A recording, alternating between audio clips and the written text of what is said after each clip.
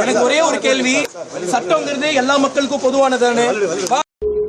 நானும் பேசுறேன், சிரிக்கிறேன், நடக்கிறேன், ஆனா திரும்ப திரும்ப இந்த ஒரு கேள்விதான் எனக்கு. இந்த ரோட்ல நான் நிக்கிறேன், எத்தனை பேர் ஹெல்மெட் போடாம ட்ரங்க் அண்ட் ரைட் பண்ணிட்டு வந்த எல்லாருக்குமே ட்ரங்க் அண்ட் ரைட் பண்ணிட்டு வந்த கேஸ் தான்.